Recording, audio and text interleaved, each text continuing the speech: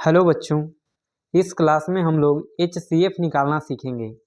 तो HCF का full form हम लोग जानते हैं, हाईएस्ट कॉमन फैक्टर होता है, जिसे हिंदी में महत्तम समापवर्तक बोलते हैं। हिंदी में क्या बोलते हैं? महत्तम समापवर्तक। यानी कि जो है ये HCF कहते हैं किसको? HCF जिसका फुल फॉर्म होता है highest common factor. Highest common factor Hindi में इसे बोलते हैं महत्तम समापवर्तक। महत्तम समापवर्तक। तो महत्तम समापवर्तक कहते किसे हैं? तो वह बड़ी से बड़ी संख्या, वह बड़ी से बड़ी संख्या जो दी गई संख्या से पूर्णतः विभाजित हो जाए। क्या बोलते हैं? तो वह बड़ी से बड़ी संख्या, बड़ी से बड़ी संख्या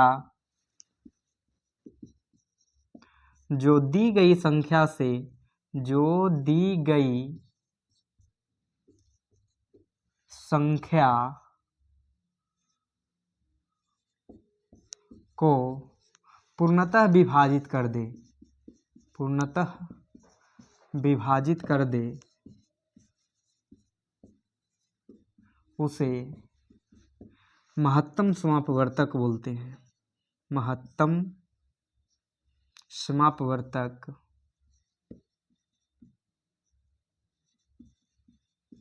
कहते हैं। यानी कि वह बड़ी से बड़ी संख्या जो दी गई संख्या को क्या करे? पूर्णतः विभाजित कर दे।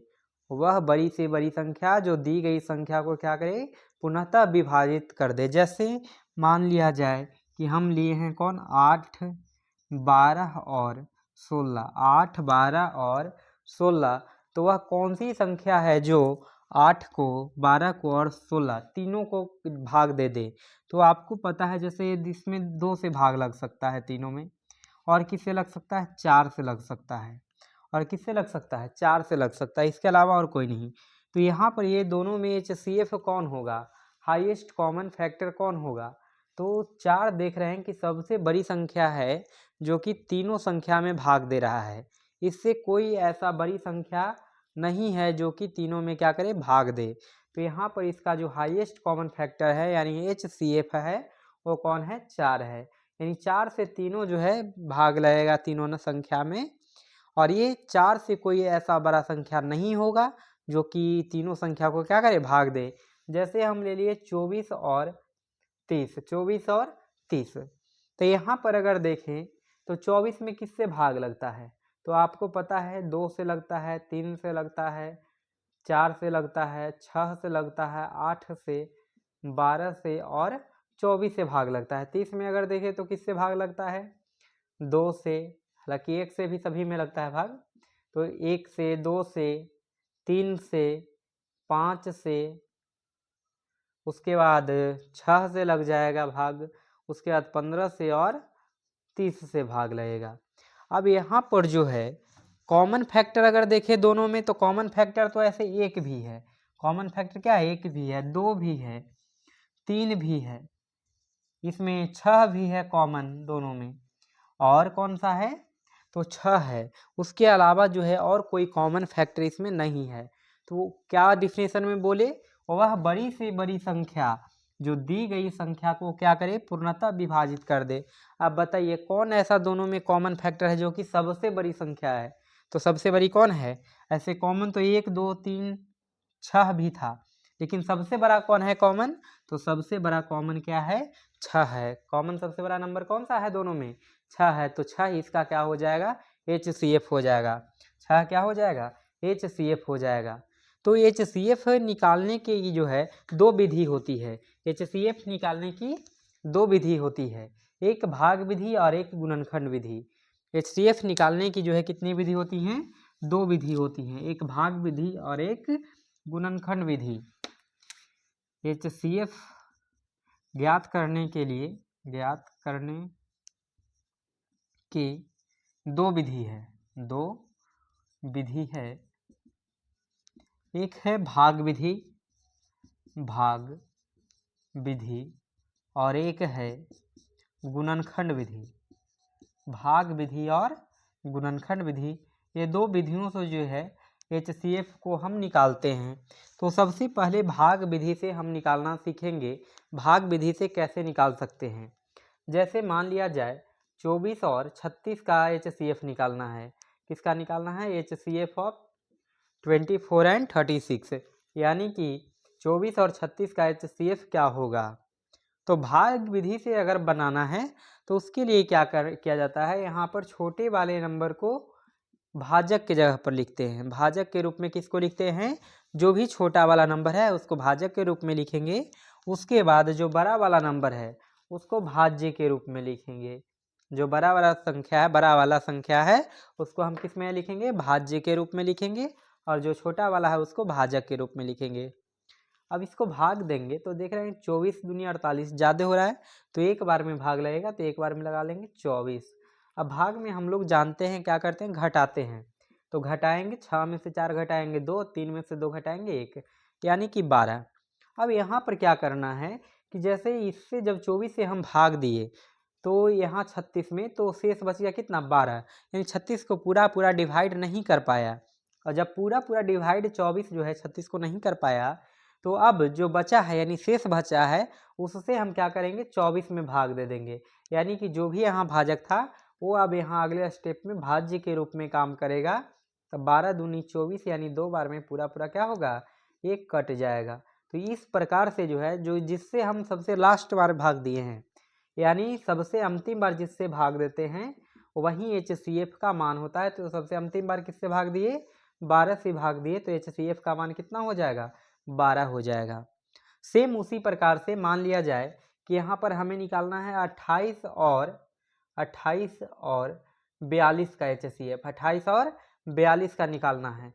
तो 28 और 42 का HCF कैसे निकालेंगे हम? 28 और 42 का HCF कैसे निकालेंगे भाग विधि से? तो 28 जो है उसको छोटे नंबर है, छोटा संख्या है, तो छोटा संख्या को हम भाजक के रूप में लिखते हैं। तो 28 को यहाँ लिखेंगे और 42 को यहाँ लिखेंगे। अब बताइए इसमें जो है 28 से भाग देंगे कितना बार में? एक बार में लग जाएगा 28, क्योंकि 2 बार में 56 ज़्यादा हो जाएगा, तो एक ही बार में लगाएंगे। तो 28 घटाइए, इसको भाग में घटाते हैं ना, तो 12 में से 8 घटाएंगे, 4 बचेगा, 3 में से 2 1, 14। अब 28 को कहाँ लिखना होगा? हमें बीच में लिखना होगा। अब बताइए 14 दूनी 28, 14 दूनी 28 पूरा कट गया, यानी HCF का मान कितना हो जाएगा? HCF बराबर 14, क्योंकि सबसे अंतिम बार भाग किससे दिए थे? 14 से दिए थे, यानी कि सबसे लास्ट में जिससे भी भाग देंगे वही क्या होगा? HCF का मान होगा। सबसे लास्ट में जिससे भाग देंगे वो क्या होगा? HCF का मान होगा। तो ये हमारा जो है भाग विधि है। इससे आप चलिए बनाइए, इसका निकालिए आप लोग। 40 और 75, 40 और 75 का आप लोग निकालिए। सेकेंड क्वेश्चन 56 और 80 का निकालिए। थर्ड क्वेश्चन 36 और 54 का निकालिए। 36 और 54 का HCF आप लोग निकालिए भाग विधि से। चलिए 5 मिनट का समय दिया जा रहा है आपको, जल्दी से इसको निकालिए।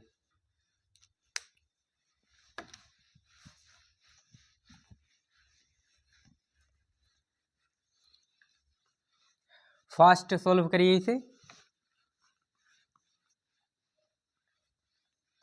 और जब भी इसे देखना है कॉपी कलम साथ में लेकर बैठना है और इसे सोल्व करना है साथ में, तभी सीख पाइएगा आसानी से। नहीं तो सिर्फ देखने से जो है इसे नहीं सीख पाएंगे। तो कॉपी कलम साथ में लेकर के इसको वीडियो को देखिए और साथ में सोल्व करिए, जिससे कि आसानी से आप सीख पाएंगे। चैप्टर कौन सा था? HCF। चैप्टर कौन सा है? HCF। चलिए निकालिए, भाग विधि से निकालिए। इसको निकालना है किससे? भाग विधि से। चलिए आशा करते हैं निकाल लिए होंगे। देखते हैं, मैच करेंगे आप लोग। छोटा वाला नंबर को बोले थे कि यहाँ भाजक की जगह लिखना है और बड़े वाले नंबर को कहाँ लिखना है? भाज्य की जगह पर। अब इसको क्या करें? भाग देंगे 40 से। तो 40 दूनी 80 ज़्यादा हो जाएगा, तो ज़्यादा नहीं लिखना है, हमें एक के बार में लगाएंगे। कितना? 40। घटाइए, 5, 7 में से 4 घटाएंगे 3, यानी 35 बचा। अब भाग नहीं ना दिया 40, अब भाग 40 नहीं दिया, तो हम 40 को ही भाग दे देंगे किससे? जो शेष बचा यानी 35 से। तो भाग दीजिए, 35 एक बार में लग जाएगा 35, 10 में से 5 5, और ये बचा कितना? 3, 3 में से 3 घटाएंगे 0, यानी 5 बच गया। अब 35 भी भाग नहीं दे पाया, अब किससे देंगे, 35 में ही भाग दे देंगे 5 से, यानी शेषफल जो बचा। अब 35 को यहाँ लिखेंगे और भाग देंगे, 5 सते 35, यानी कि जो है इसका HCF कितना आ गया, HCF का मान 5, HCF कितना आ गया 5। उसी प्रकार से सेकंड जो क्वेश्चन आपको दिया गया है वो कौन सा था क्वेश्चन, 56 और 80, 56 और 80। अब बताइए 56 और 80 का जो है HCF निकालना है, तो 56 का कितना बार में लगेगा भाग 80 के पास, तो एक बार में लगेगा। 56 घटाइए, 10 में से 6 घटाएंगे 4, 7 में से 5 2, यानी 24। अब 24 से हमें भाग देना होगा किस में, 56 में, तो भाग दीजिए, 24 दूनी 48, 24 से 72 ज़्यादा हो जाएगा, तो हम 2 बार में लगाएंगे, 24 दूनी 48। अब घटाइए, 16 में से 8, 8 बचेगा और 4 में से 4 0। अब 24 को यहाँ लिखेंगे, 24 भाग दीजिए 38, 24, पूरा पूरा क्या हो गया, कट गया, यानी कि HCF का मान कितना आ गया 24। HCF का मान, सॉरी 8, HCF का मान कितना गया 8, जो सबसे लास्ट बार भाग देते हैं वही HCF का मान होता है, जिससे भी हम सबसे लास्ट में भाग देंगे ना वही जो है क्या होगा, HCF का मान होगा। आगे है अगला क्वेश्चन 36 और 54, 36 और किसका था 54 का निकालना है थर्ड क्वेश्चन।